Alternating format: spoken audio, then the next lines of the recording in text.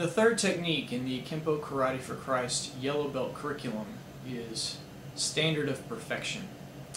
In this technique, we are going to discuss a little bit more about God's holiness. We only hinted on this a little bit with missing the mark. So this is a further discussion into what it means to try and live out God's holiness in our lives. There is a particular religious denomination called the Universalist Unitarian or Unitarian Universalist Church. They will tell you basically that because God is all-loving, that hell is a myth and it doesn't really exist, and God could never send anyone to hell. And they see the idea of God being all-loving and then being able to send anyone to hell as a contradiction within the character of God. And I can understand the conflict there, because that offends my own sensitivities when I consider what it means for God to be loving, and then I consider what it means for there to be a place where God's wrath exists and that people will be subject to that. But we have to consider also what it means to be holy here, and we can't put one trait of God up, that being His loving characteristics, up against what it means for God to be holy. When you put two of God's characteristics against each other, then you're not going to be able to do justice to either one. So we have to consider what we know to be true of God. Yes, He is loving, but at the same time, what is clear in the Bible, that He is holy too. Standard of perfection comes on the heels of missing the mark, which has set up the fact that man is sinful and that we've offended God's holiness in our lives. We take a closer look at what it means to have holiness within your life. And the two passages we're going to be looking at is Leviticus 19:2 and Matthew chapter 5 verse 48.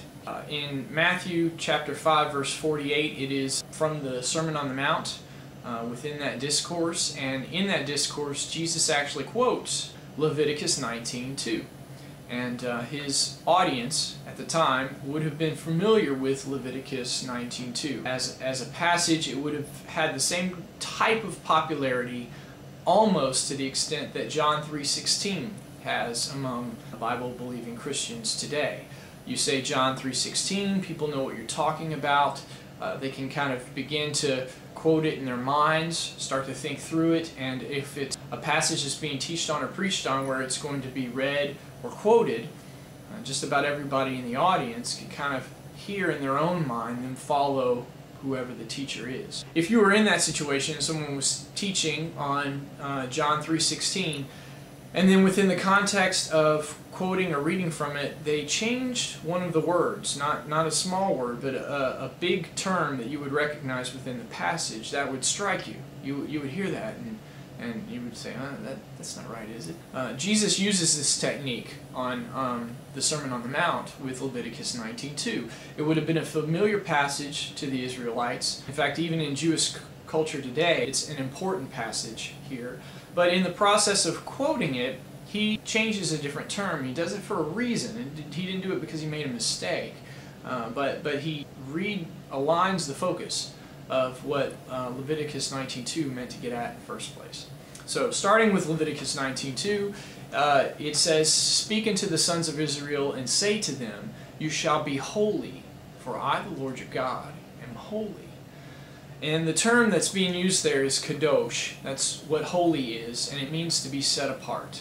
Now God is saying to His people, I want you to be set apart, to be different from the people that you are about to come into contact with. They're about to enter into the Holy Land. There were already people that lived there, pagan groups that lived there, and there were people surrounding that area. And Israel is going to see a lot of conflict with these pagan groups, the Ammonites, the Hittites, the Jebusites, the Philistine groups, all these different nationalities within that small area. So God set up a command right away to the Israelites that you are to be set apart from these other nationalities. He knew that if these relational lines weren't set up, these barriers weren't set up, that pretty quickly these people would be serving the gods of these pagan groups. And so he calls them out and says, I want you to be set apart. And the whole book of Leviticus outlines several of these stipulations, how they were supposed to dress, what they could and couldn't eat, the process of their worship, and how that was supposed to be done. There's a reason God's setting all this up. There was a purpose for it, and the purpose being that God understood how the other cultures identified themselves. So he sets up an identity for the Israelites. This is how you will look, this is how you will behave, this is what you will eat, and this is how you will worship. And we read that through the book of Leviticus. That's why that's set up there, is so that these people would be set apart, right? They'll be different from the other groups, the other pagan groups that were there. Now when Jesus quotes this passage here in the Sermon on the Mount, the people should have been familiar with that passage. And when they hear him speak in Matthew 5:48, you see that he says, "You shall be perfect, because your Father in heaven is perfect," there. So he changes the term from holy, set apart, to perfect. And that change not meaning to demean what was originally said in Leviticus, but yet to clarify what was meant. At the point when Jesus' ministry is taking place, you've got legalism gone wild within the Jewish community. The way they looked at the Sabbath laws, the way they looked at the dietary laws, the way they looked at all the laws that were set up in Leviticus had reached an extent that was almost obscene. That the spirit of those laws had been lost, that sense of setting themselves apart had been lost, and it was just a sake of looking different, acting different, eating different for the sake of looking different and being different.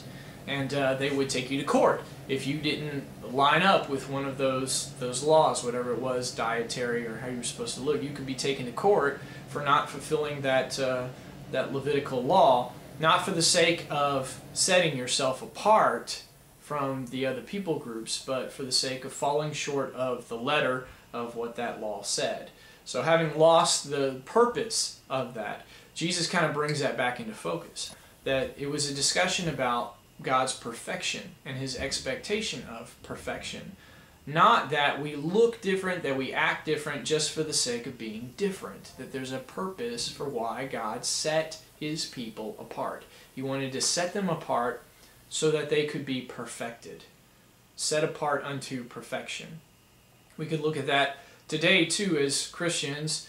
We could all wear the same t-shirts, or walk around wearing our crosses, or identify ourselves by all dyeing our hair the same color, and we would set ourselves apart. But if the character didn't match up to the actual teachings of Christianity, what would be the point? What would be the point of just establishing a different fashion to being Christian? Christianity isn't a fashion. It's about a character. It's about a worldview. It's about a perspective. It's about faith. It's not a fashion. So when you take faith and you turn it into a fashion, when you lose that sense of why we're supposed to be set apart here, then you've moved into kind of a legalistic area. Jesus isn't concerned with appearance. He's concerned with transformation here. And he wants a transformation that leads to perfection. Now we could get upset at God if he says that he expects perfection of us. If his standard is perfection, that's where the technique gets its name, standard of perfection, is that that's what he expects from us. And we could get upset by that and be like, well, we're not perfect, so why does God have the right to expect perfection of us? But if God is our creator, he has the right to expect of us whatever he wants. And of course we're going to fail in that, but that's part of the Christian walk, is to attempt to have God's holiness within our lives. Our lives should compel people to become a part of the Christian walk, because it exemplifies that perfection and it exemplifies that holiness that God is striving us for.